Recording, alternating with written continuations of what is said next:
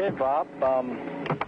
This is where we're supposed to fish, huh? This is it, Fred. Okay, I only see 4 problems. Things I've read about bass fishing before, how you're supposed to do it. Here we are in the heat of the summer, number one, right in the middle of the summer. We're here at noon in the middle of the day. Right. You have us here in about 3 feet of water. The bass are supposed to be out in the deep water. And number 4, this lake is built up, residential. There must be 1 million people using it. How are we going to catch bass? Fortunately, Fred, hardly anyone fishes in these thick lily pads. No wonder. They've been reading the same articles I have. Well, we have a method that we use in the lily pads. You can't just use any old lure in here because you're going to get hung up. Sure. So we use that little pork frog that I was showing you. Okay, well, show me how you do this with a casting reel. All right, fine, with a casting reel.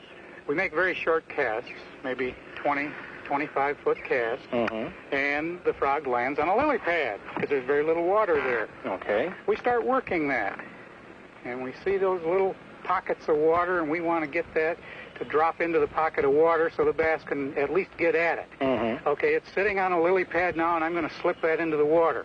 Now, if there was a big bass there, he would have hit that, Fred, but there's no big bass right there. Well, that's how you work it, very slowly. Slip it off the pads. They think it's a frog, and frog is a good meal for them, and that's what they want. Here, try it, Fred. Let me give it a fling. Well, I like these new bait casting reels. Yes.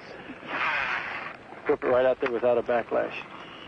Okay, just work it over. But explain to me, Bob, why everything I've read says that bass are not found in the shallow water in the heat of the day in the middle of the summer. They're out in the deep water. Many bass are out in the deep water, but as you can see, this type of weed cover is very thick. And it's so thick, in fact, that there's very little water showing. It looks like you and I can almost get out there and do some walking. The bass will lie under here because there's almost an unlimited supply of food. There are schools of minnows, there's lots of insects, and many people don't realize this, but bass eat insects. They eat what we call aquatic insects, which will cling to the stems of these lily pads. Dragonflies. See, you had an overrun there. Well, Fred. That's all right. No big deal. Sure. And the bass will be near their food supply because they don't want to have to go halfway across the lake to get a meal. The meal is right there for them. They have plenty of shelter from the sun.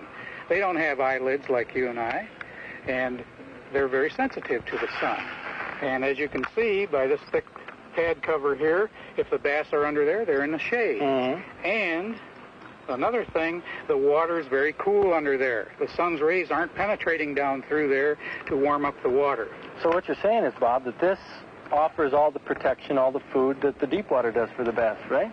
That's right, and it's easier to find the fish here. Except it's sort of a pain to fish it. Well, yes, but the advantages outweigh the disadvantages. When you catch an 8-pound bass out of here, Fred, you're never going to complain about the fact that it's a pain to fish it. Right. Or even a 4-pounder, I think we'd settle for. I'll take that. So this is, how do we know when to move on? When we've covered an area, how long do we sit Well, we here? don't cover an area very thoroughly. We will fan our casts so that we're not going to cast in the same spot every time. And once we've fanned our casts within the radius of our casting distance, then we will move on. Move on, okay. About 50 feet or so, and then fan our casts in that area. What lure are you going to be using?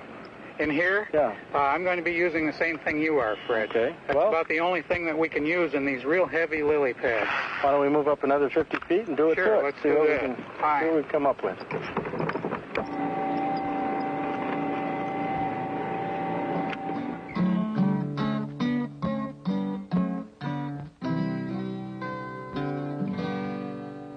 Oh, okay. Got one, Bob. Oh, look at this. He's hung up in the weeds. There we go. Grab him by the lip? Grab him by the lower lip. Okay.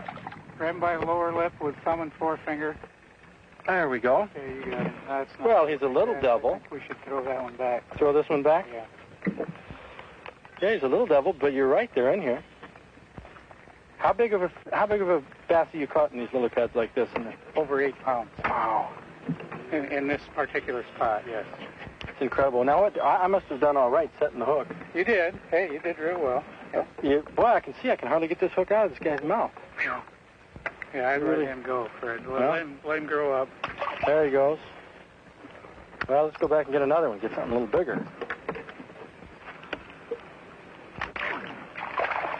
Oh, wow. You got him? He hit pretty close, didn't he, Bob? Yeah, he did. Well, he couldn't have been more than, 15 feet from the boat. We're going to use the old bottom lip method here. Sure. We'll end up in the emergency room of the hospital. Open him out. There we go. There we go. Oh, that's a nice little bass. Sure. That's a keeper. Well, geez, Bob, you're you're proving they're in here. Gonna put him in the bait box or in the why don't I just release him and let you fellas see him get there. Bye-bye.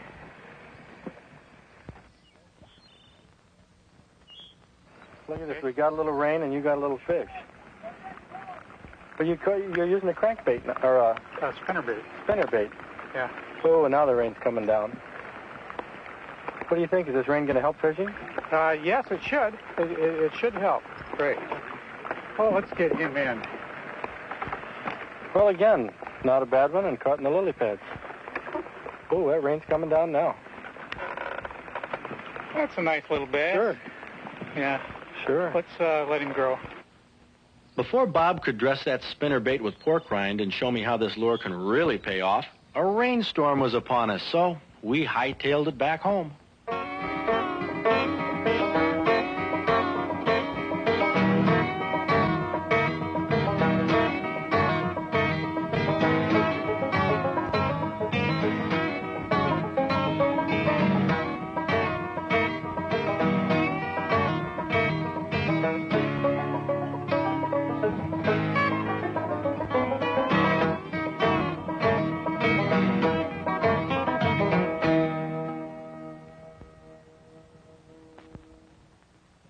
Well, Bob, looks like we took on a little water here. We sure did, about 3 inches of water, Fred. Crying out loud. Well, we got blown off the lake, but you showed me that you can catch bass in the middle of the day, in the middle of the summer, in 3 feet of water. You sure can. That's terrific. Well, we're going to have to go back after him in, a few weeks. Bob and I fished together several more times in August in his new aluminum bass boat, and several times we fished from shore. Because Bob is a field tester for Uncle Josh, we used a variety of pork rind combinations, and rain or shine, we took bass every time. He gave me quite an education. Pork rind has been around for 50 years or so, and it's amazing to me that so few fishermen actually are familiar with using the variety of pork rind that is on the market.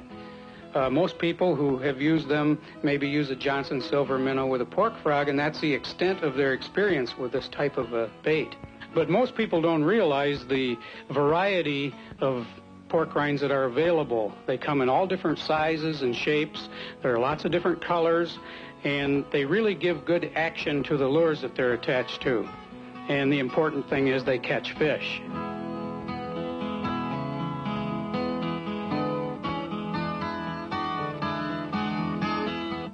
I've been very successful catching fish on pork baits, and there are a few basic things that people should know about using pork baits. For instance, the weedless hook with a pork frog. I've found that the size 2/0 weedless hook works best. We use a jumbo-sized pork frog with this. Now, all of the pork rinds have a slit in them so that the hook can go through, and when you use the weedless hook with a jumbo frog, you want to put the hook through the bottom of the frog, from the bottom and then out through the top. So you can see it's very simple to rig up the weedless hook with a pork frog, and you've seen that we catch fish that way. But there are other ways to use the frog. Probably the most popular way to use it is on the back end of a Johnson silver spoon. Remember, when you're using a spoon with a pork frog, use a slow retrieve, because if you go fast, you're going to lose a lot of the action. As you can see this going through the water, the spoon is rocking back and forth, and that makes that pork frog really kick, and that's what excites the fish. If that doesn't excite a bass, he just isn't human. You can also work it much slower in the water because the pork frog is very buoyant and actually holding up the spoon. The advantage of that is when you're working fairly heavy weed cover, the bass doesn't always have a real good crack at the bait. So the slower you work it over his den, the better chance he has of latching on to it. When you work a combination like this very fast, you're going to get a lot of missed strikes. It not only catches bass, but it's an excellent pike lure. And once in a while, we even catch a catfish with it.